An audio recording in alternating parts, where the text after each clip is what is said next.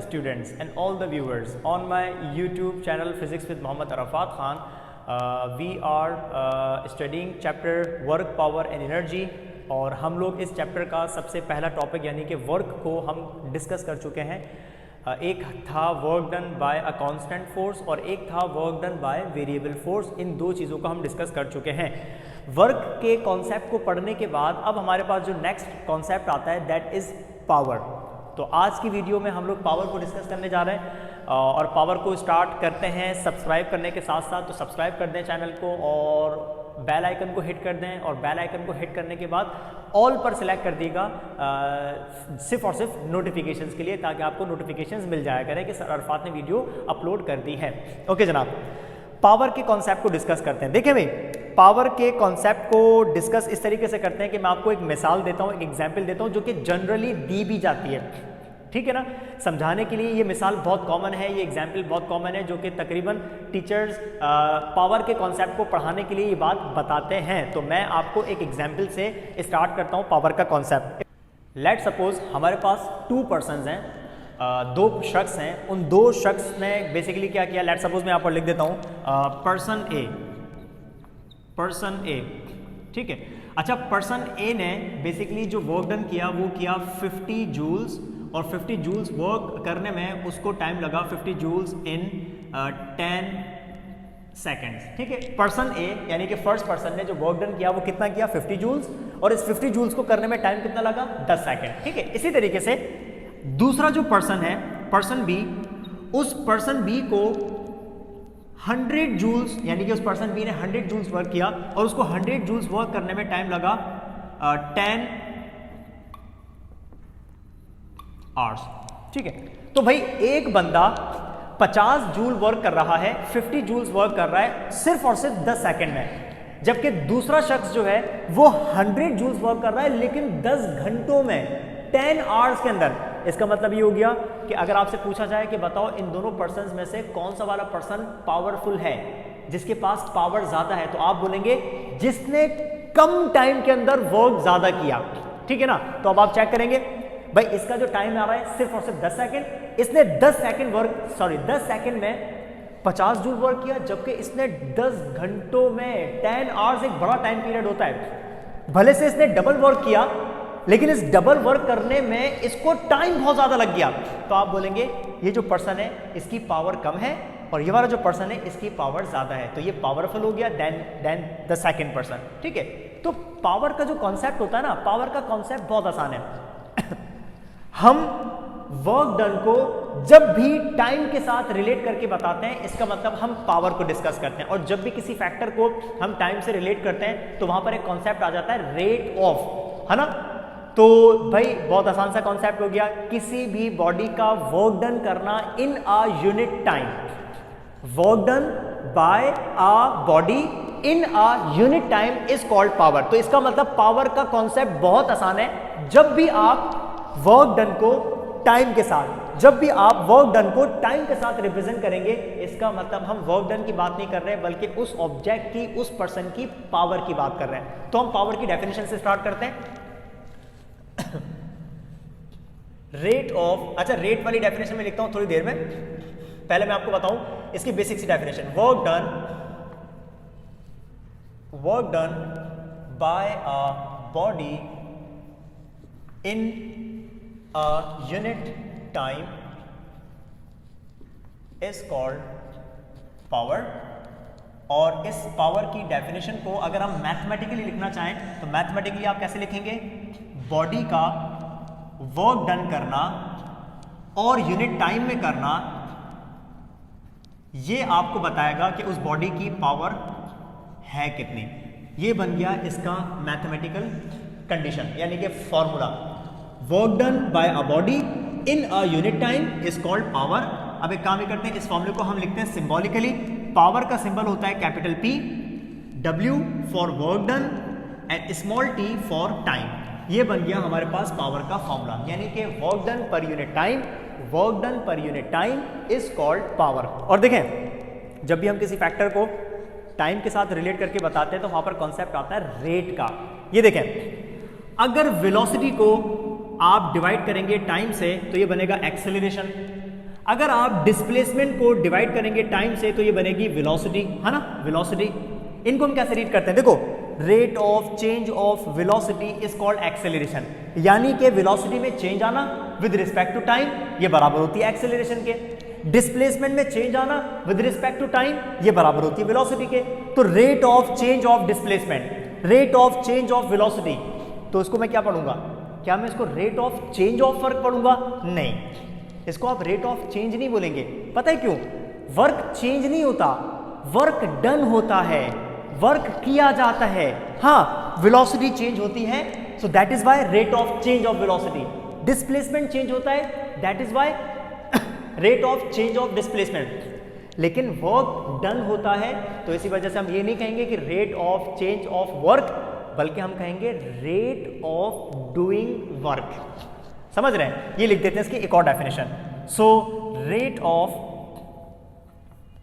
Doing work is called power। ठीक है, ये बन गई एक और इसकी डेफिनेशन। डेफिनेशन दोनों सेम है, एक आपने लिखी हुई मतलब डेफिनेशन खोल के लिख दिया, एक्सप्लेन करके लिख दिया, वर्क डन होना, पर यूनिट टाइम में होना, इसको हम कहते हैं पावर। फिर जब आपने इसको फॉर्मूले की फॉर्म में लिखा तो फॉर्मूले को मैथमेटिकली रीड कैसे करोगे, rate of doing work is called power. ठीक है, अच्छा, स्केलर क्वांटिटी होती है पावर, मतलब अगर हम फिजिकल क्वांटिटीज की बात करते हैं तो या तो वो स्केलर होती है या वेक्टर होती है, तो हम कहते हैं कि पावर के पास डायरेक्शन नहीं होती, so that is why power is a scalar quantity. तो मैं यहाँ पर रब करके इस पॉइंट को लिख देता हूँ कि power is a scalar quantity. ठीक है, तो इस पॉइंट को हम यहां पर लिख देते हैं।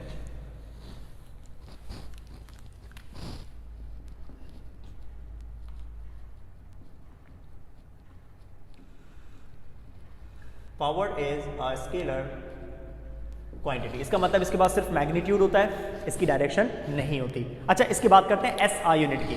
सो SI unit of power is, हाँ भाई, अगर हम इसके एसआई यूनिट की बात करें तो यूनिट्स हमेशा हम फॉर्मूला से बनाते हैं, तो फॉर्मूले के अंदर अगर हम यूनिट्स बनाना चाहें, सो पी फॉर पावर, हमें पता है W का मतलब वर्क होता है और वर्क का यूनिट होता है जूल, ये हम पढ़ चुके हैं। तो W की जगह आ गया जूल, और अपॉन में टाइम है, टाइम का यूनिट होता है सेकंड, तो अपॉन में आ गया S, तो क्या बना, जूल्स पर सेकंड। और जूल पर सेकंड को आप कैसे लिख सकते हैं, JS इनवर्स, क्योंकि सेकंड शिफ्ट होकर ऊपर जाएगा तो इनवर्स हो जाएगा। और ये इक्विवेलेंट होता है वॉट, W, कैपिटल W, ये बन गया पावर का SI यूनिट। दोनों के दोनों यूज होते हैं, कौन कौन से, जूल पर सेकंड भी, ये इसका बेसिक यूनिट है, बेसिक मतलब जो कि फॉर्मूले से ड्राइव हो गया, और उसके बाद इसको आपने इक्विवेलेंट रखा किसके, वॉट के, साइंटिस्ट का नेम है, ठीक है ना। So power is measured in what, W। अच्छा, आगे चलते हैं, ये तो हो गया बेसिकली SI यूनिट की बात। अदर सिस्टम में हम चेक करते हैं कि दूसरे सिस्टम्स के अंदर इसका यूनिट क्या होना चाहिए। इन FPS सिस्टम, यानी कि British engineering system, FPS, the unit of power is, हाँ भाई, अगर मैं FPS सिस्टम की बात करूं तो भाई FPS सिस्टम में जो पावर का यूनिट बनना चाहिए वो होना चाहिए, देखो वर्क का FPS सिस्टम वाला यूनिट यूज करेंगे, और वर्क का FPS सिस्टम में यूनिट क्या होता है मैं आपको वर्क वाले टॉपिक में पढ़ा चुका हूं, डिराइव करवा चुका हूं। सो इन FPS system the work is measured in foot pound, FT for foot and LB for pound, ये पाउंड का वो होता है, सिंबल होता है। अपॉन में, हाँ भाई, अपॉन में कौन आ जाएगा, टाइम फॉर सेकंड, सेकंड तो सब में सेम है, ये आ गया अपॉन में सेकंड। तो भाई पावर का FPS सिस्टम में यूनिट क्या बन गया, फुट पाउंड पर सेकंड। आगे चलते हैं, another unit of power is, another unit of power in British engineering system, BE, ये बैचलर्स ऑफ इंजीनियरिंग नहीं है, BE का मतलब ब्रिटिश इंजीनियरिंग सिस्टम इज। एक और यूनिट चेक करते हैं जो कि FPS या पे ब्रिटिश इंजीनियरिंग सिस्टम में होता है, वो क्या होता है, पावर को हम मेजर करते हैं हॉर्स पावर में, हॉर्स पावर का मतलब HP। तो भाई ये हमारे पास कुछ यूनिट्स आ गए पावर के, पावर की यूनिट्स कैसे, एसआई सिस्टम में वॉट है यानी कि जूल पर सेकंड है, एफपीएस सिस्टम में, ब्रिटिश इंजीनियरिंग सिस्टम में basically foot pound per second और हॉर्स पावर। अब एक काम ही करते हैं, थोड़ा सा इनका इक्विवेलेंट चेक करते हैं। जैसे आपको एक बात पता है कि इन 1 किलोग्राम देयर आर 1000 ग्राम्स, यानी कि 1 किलोग्राम में 1000 ग्राम्स होते हैं, या 1 घंटे में 1 आवर में 3600 सेकंड्स होते हैं, या 1 मीटर में 100 सेंटीमीटर होते हैं। तो आपको ये भी तो पता हो ना कि वॉट का, फुट पाउंड सेकंड का, हॉर्स पावर का आपस में रिलेशन है, होता क्या है। तो सबसे पहले मैं आपको ये बताऊं कि हॉर्स पावर की डेफिनेशन क्या होती है, ठीक है। तो I am going to write the definition of horse power, और हॉर्स पावर की डेफिनेशन मैं काम ही करता हूं, यहीं पर लिख देता हूं कि 1 horse power is equal to the work done of 550 foot pound in 1 second. ये डेफिनेशन है 1 हॉर्स पावर की।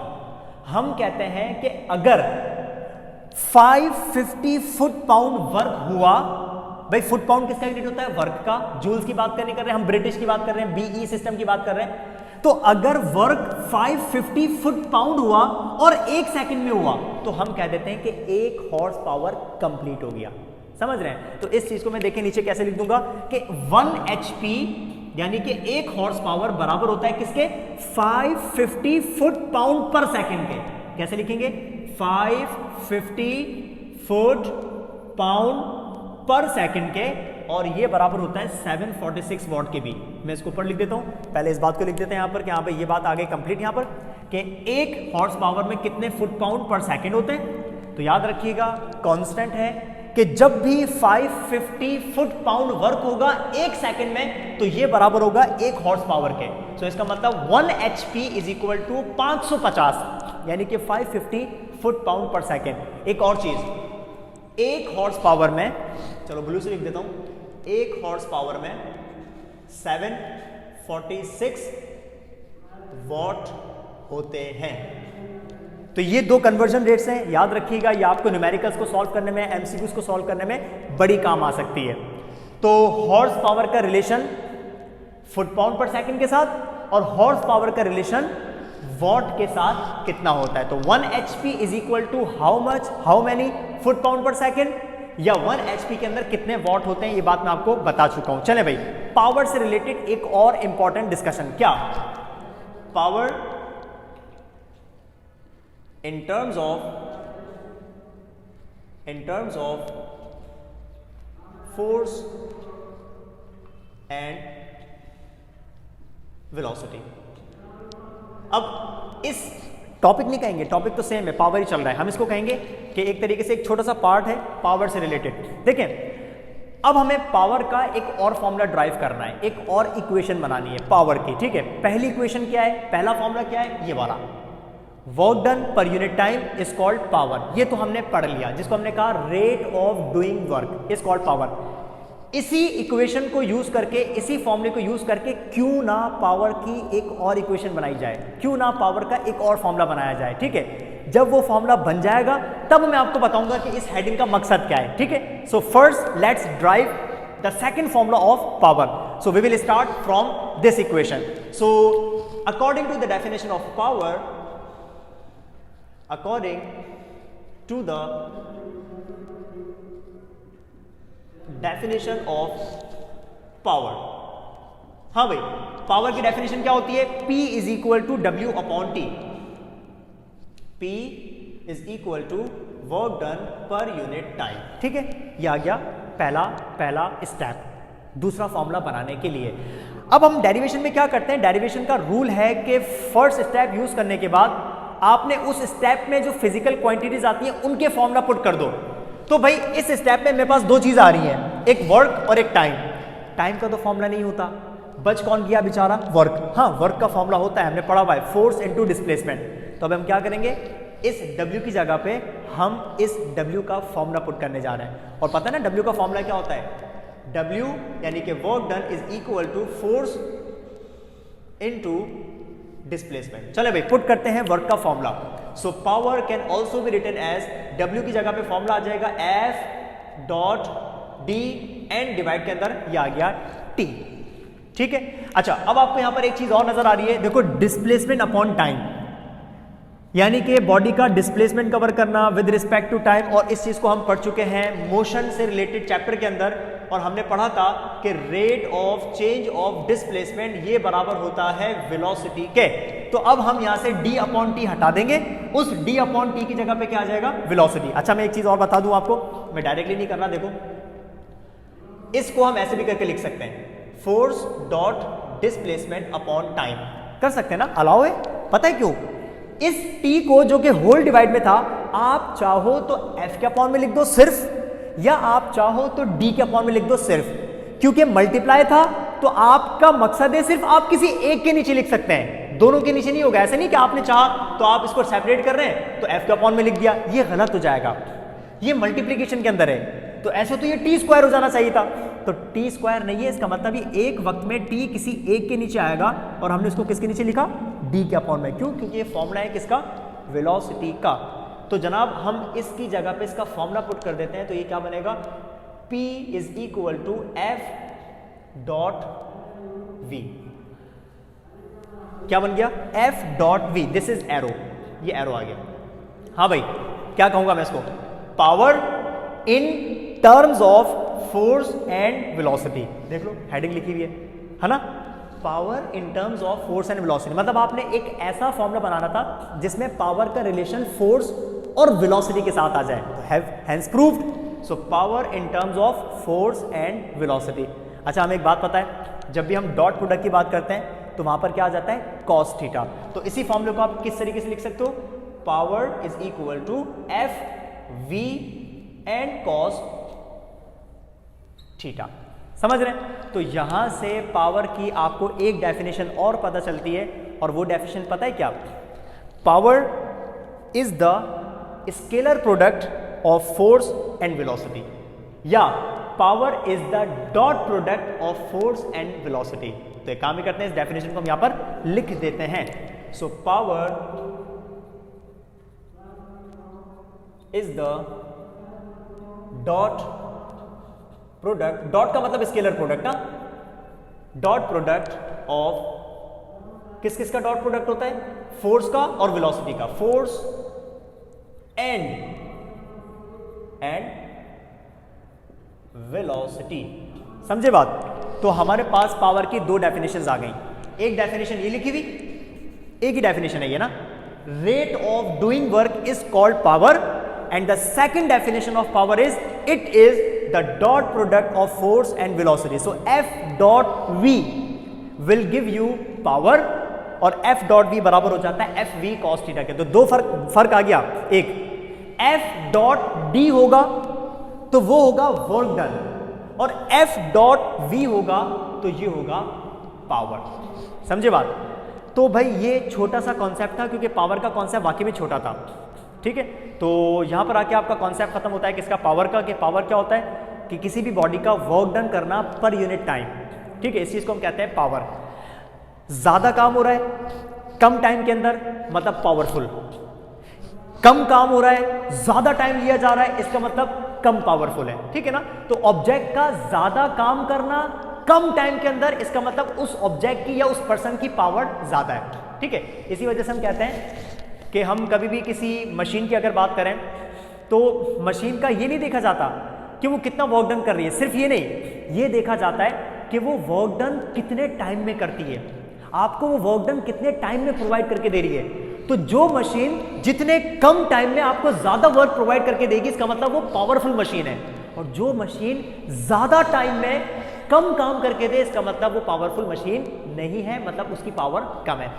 So this was all about power. हमने यहाँ पर कॉन्सेप्ट क्लियर कर दिया कि पावर क्या होता है, ठीक है। उम्मीद करता हूँ कि वीडियो आपको समझ आ गई होगी कि पावर का कॉन्सेप्ट क्या होता है, और इसके यूनिट्स भी हमने डिस्कस कर लिए, और साथ साथ इसका एक फॉर्मूला और बना लिया, और वो क्या, कि the product of force and velocity is called power, ठीक है। वीडियो को लाइक करें, वीडियो को शेयर करें, कमेंट कर दें, और अपना ख्याल रखिएगा। नेक्स्ट वीडियो में मिलते हैं। सर अरफात को इजाज़त दें। Thank you.